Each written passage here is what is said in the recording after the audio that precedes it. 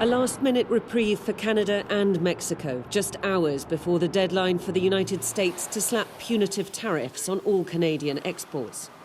Canadian prosperity and hundreds of thousands of jobs safeguarded at least for the next 30 days. Posting on X, Justin Trudeau said he had a good call with President Trump.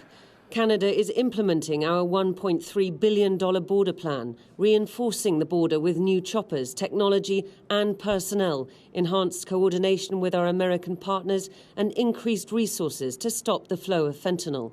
Nearly 10,000 frontline personnel are and will be working on protecting the border.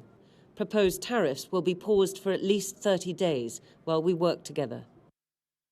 Around a quarter of all trade between the United States and Canada crosses that bridge, the Ambassador's Bridge. It's £260 million worth of goods every single day. A lot of them cars, car parts, many of which crisscross the border multiple times before they end up either at an assembly plant in Detroit on that side of the river or here in Windsor, Ontario, which is Canada's car capital.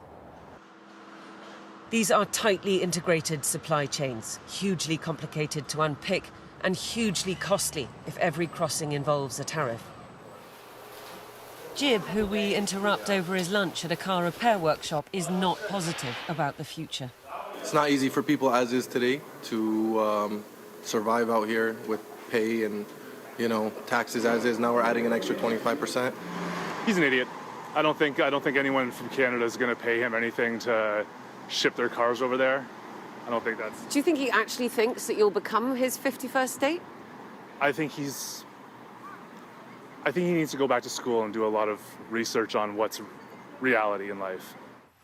Mexico has won an 11th hour reprieve, saying it will strengthen its northern border with an additional 10,000 troops in return for a 1-month pause in tariffs.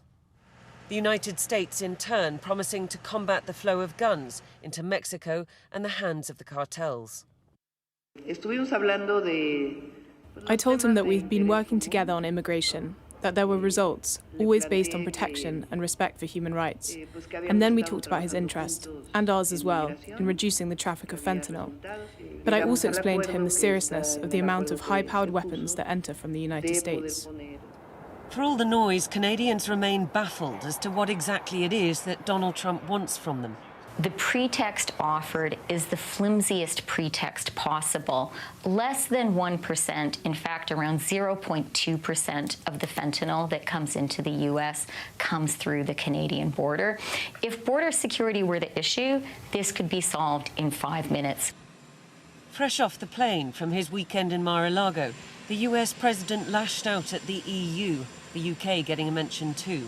No alliance is sacred when it comes to America first.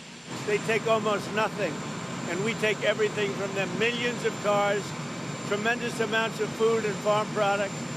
So the UK is way out of line, and we'll see the UK, but European Union is really out of line. UK is out of line, but I'm sure that one, I think that one can be worked out. But the European Union it's an atrocity.